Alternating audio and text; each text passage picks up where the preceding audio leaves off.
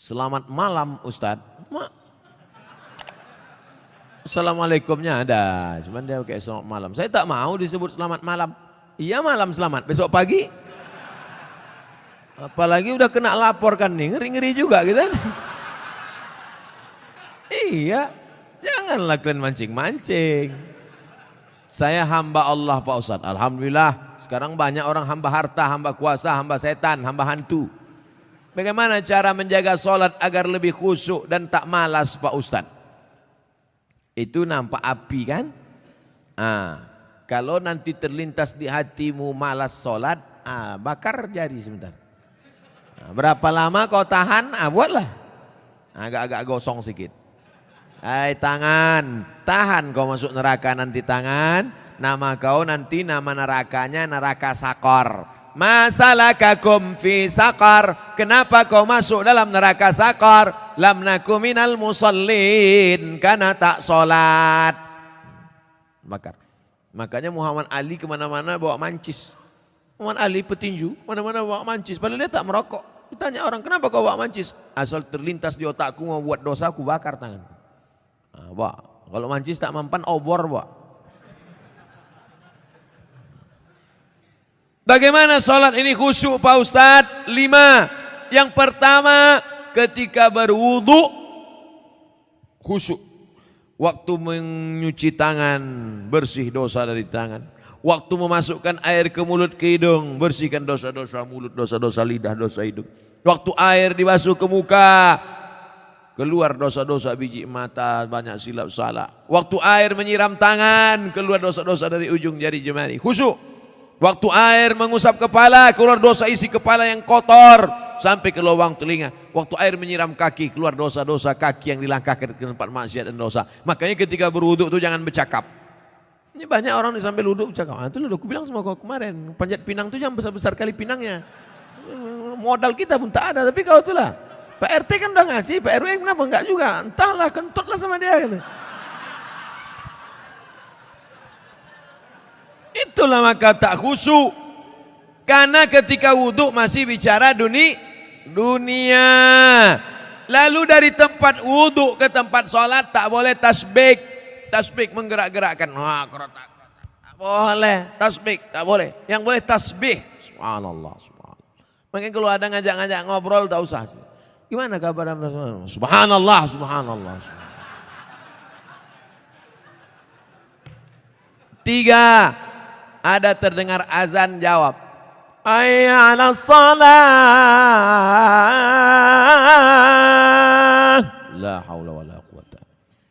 Jangan bicara waktu azan. Siapa yang bicara ketika azan dikumandangkan, matinya mati su'ul khatimah.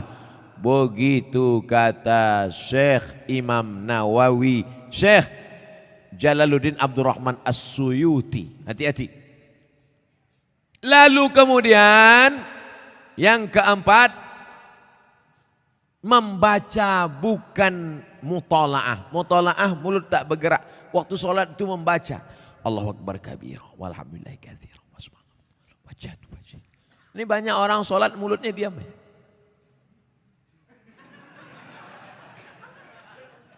Mulut membaca. Karena di situ disebut qiraah. Qiraah artinya membaca. Bismillahirrahmanirrahim. Alhamdulillah. Yang kelima, mengerti apa yang dibaca. Itulah mengapa tadi saya pilih ayatnya, ayat-ayat pendek supaya besok kalau sholat zuhur mengerti apa yang dibaca. Wailul likulli humazatil lumazah alladzi jama'a malahu wa'addada.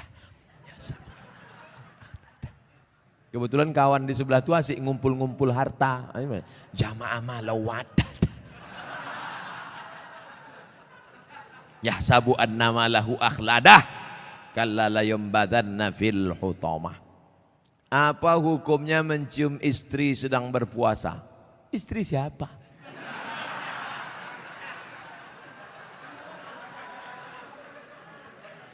Kalau istri engkau yang kau cium maka tak batal. Dalilnya Nabi mencium Aisyah. Tapi kalau dia ihtiyat, hati-hati, takut dia tak bisa mengendalikan hawa nafsunya seperti Nabi Muhammad SAW, maka dia ihtiyat, dijaganya.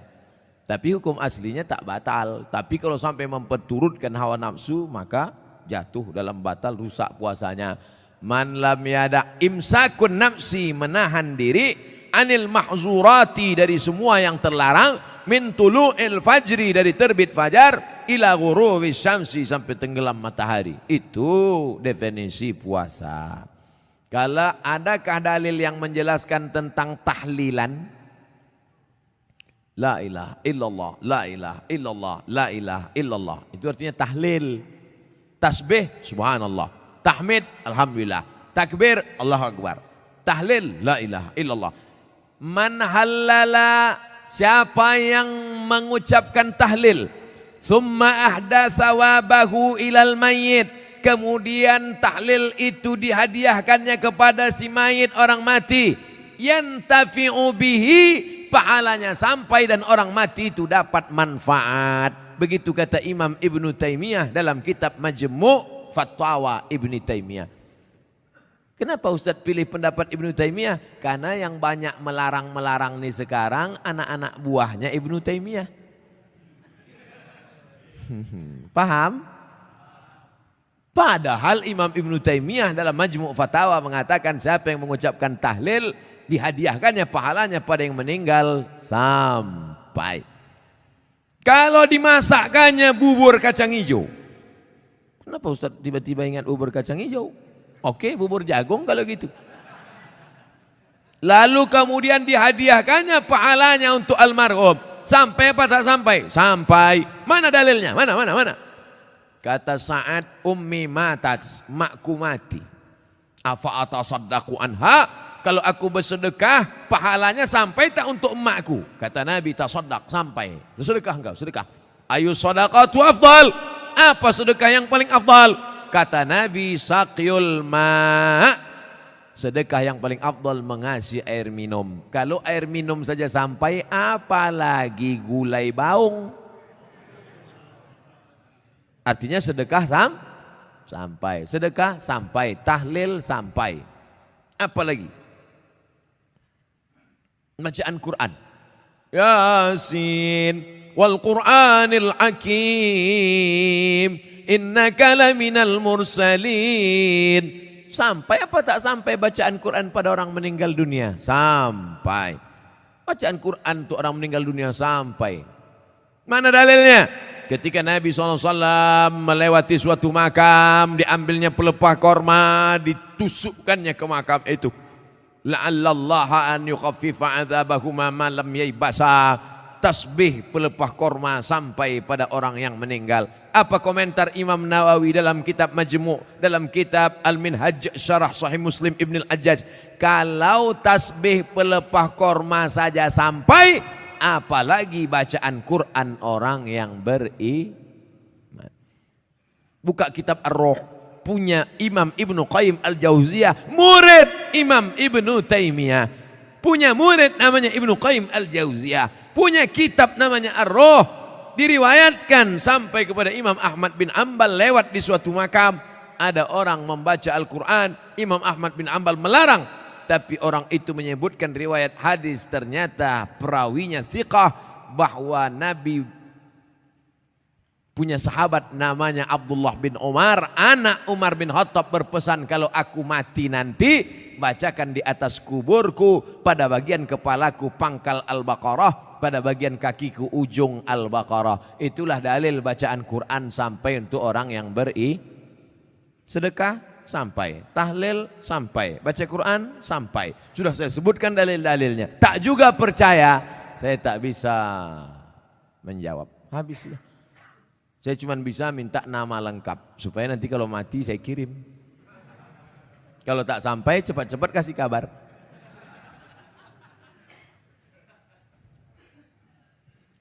Mengazankan anak baru lahir itu apa dalilnya Pak Ustadz? Nabi mengazankan ke telinga Sayyidina Al-Hasan, anak Fatimah radhiyallahu anha, adzanas shalah, bunyinya seperti azan waktu azan salat. Hadisnya disebutkan dalam kitab Sunan At-Tirmidzi.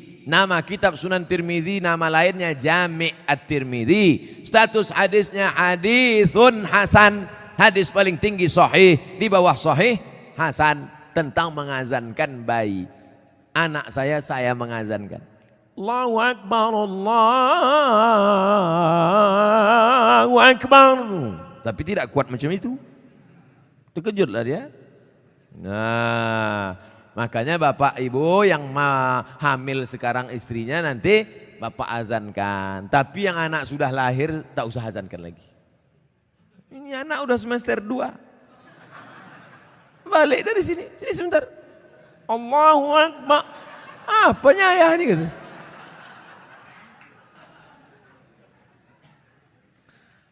Saya mau tanya mengenai pernikahan uang hantaran.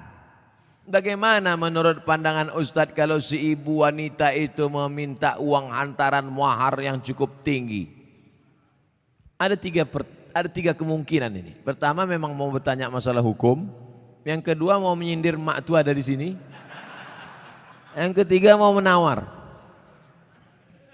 Perempuan yang paling baik aqalluha mahran, yang maharnya paling murah.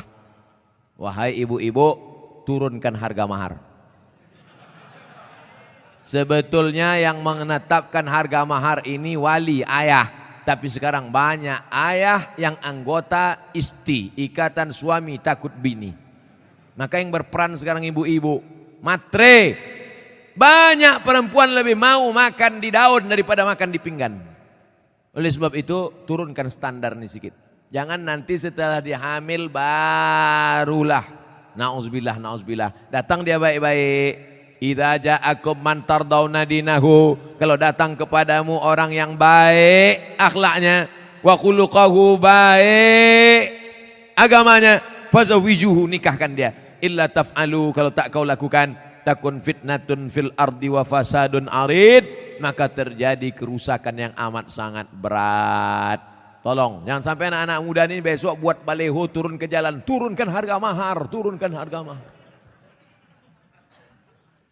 Kemudian jodoh itu seperti apa Pak Ustadz? Apa orang yang sudah menikah terus meninggal terus menikah lagi, apakah itu berarti jodohnya juga Pak Ustadz? Karena berjumpa orang berjodoh atau karena jodoh dia berjumpa? Memang jam-jam 10:30 ini payah nangkap memang. Karena ada jodoh baru berjumpa atau karena berjumpa itu orang berjodoh? Karena ada jodoh lah maka berjumpa. Kalau tak ada jodoh sampai mati tak akan berjumpa. Kok Ustaz tahu? Saya pernah ngalami. Saya Dewan Juri Musabaqah Tilawatil Quran tingkat Provinsi Riau. Kalian pikir Ustaz alang-alang?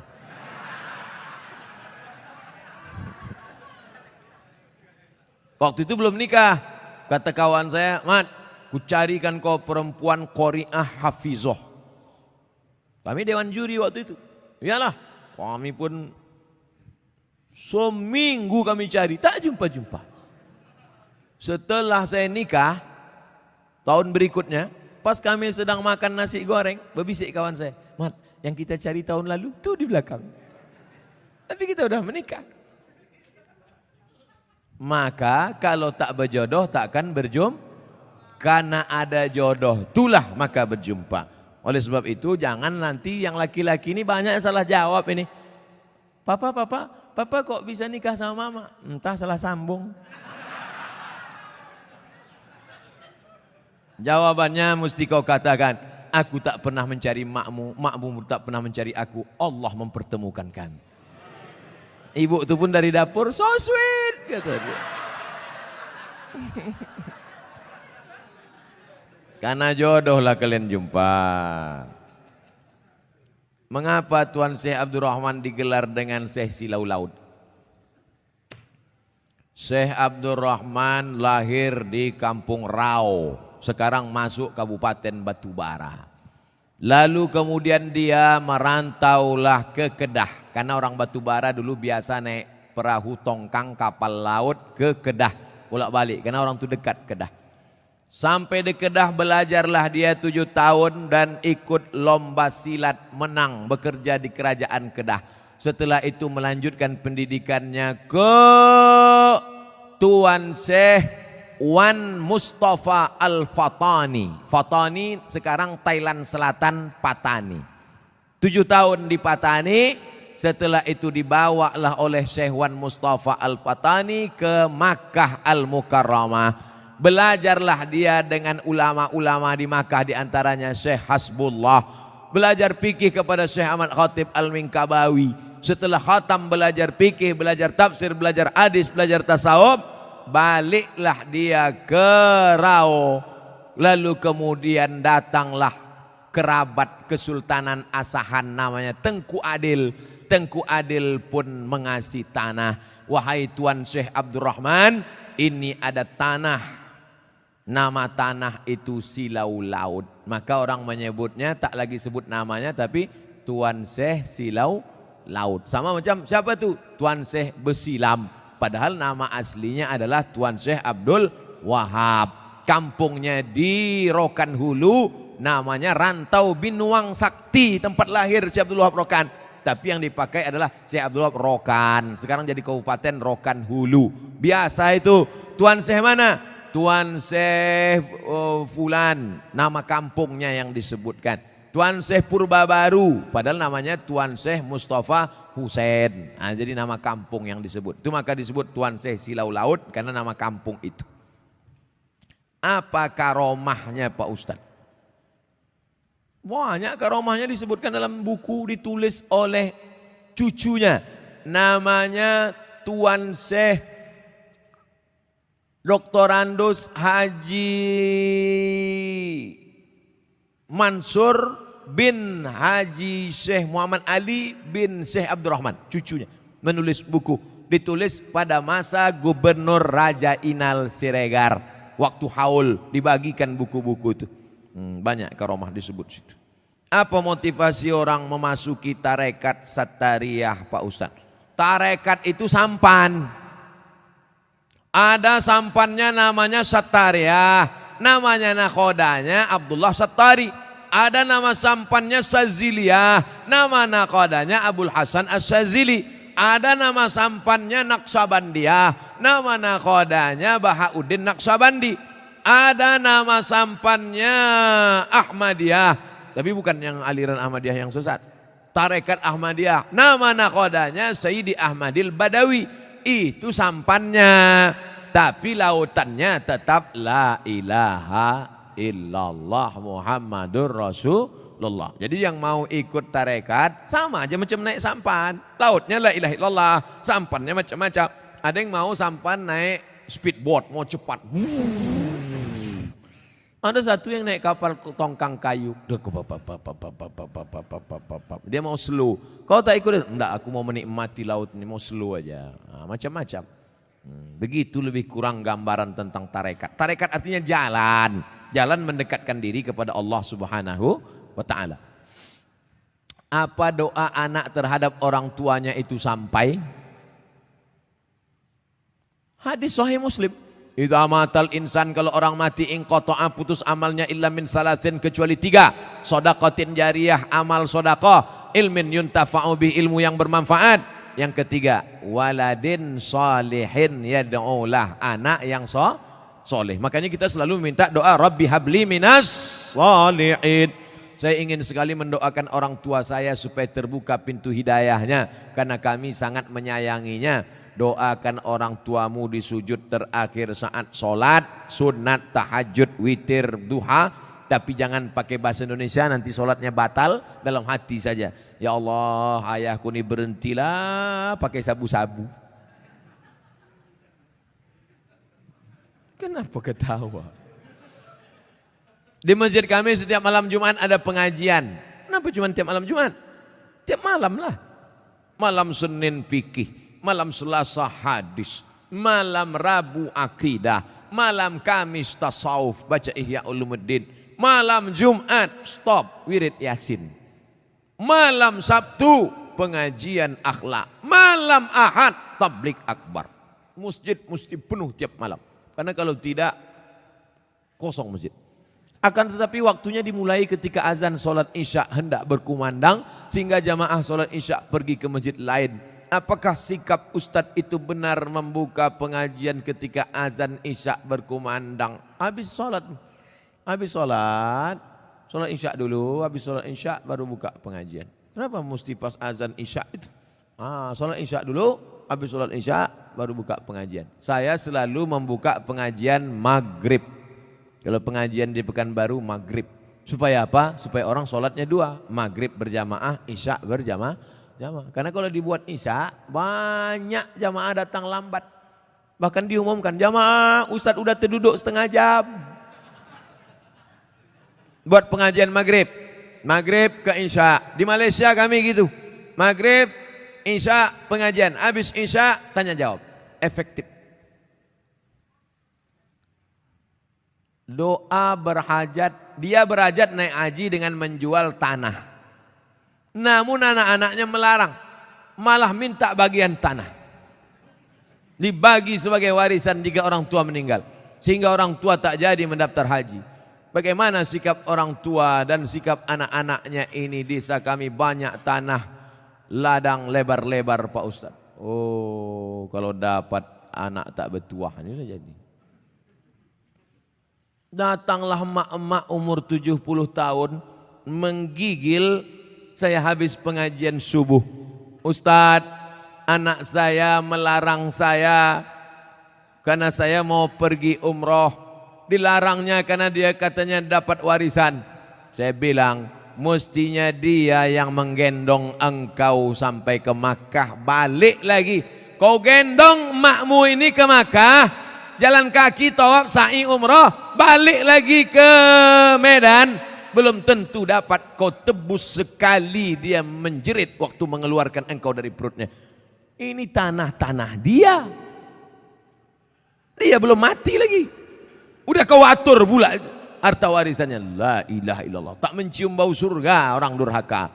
La yadkhulul jannah. Tak masuk surga. Siapa itu? Uququl walidain. Durhaka pada orang tua. Dia mau pergi haji, biar pergi haji. Mak, aku tak bisa membahagiakan kau, mak. Mestinya aku membayarkan ONH nih. Mestinya aku membawa engkau ke Makkah. Aku tak bisa. Ini di tanah-tanah dia. Mau berangkat dia. Berangkat di tanah suci. Ini harta dia pula ditahan. Disuruh pula bagi dia sebelum mati. La ilaha illallah Muhammad Rasulullah. Naik darah tinggi saya.